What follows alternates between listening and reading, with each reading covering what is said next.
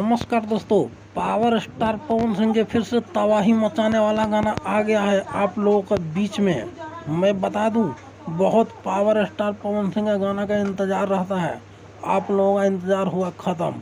आ गया है गाना अंगूरी से बांगुरी। तो दोस्तों, आप लोग देखे हैं कि नहीं देखे हैं, वो नीचे कमेंट बॉक्स में ज़रूर बताइएगा।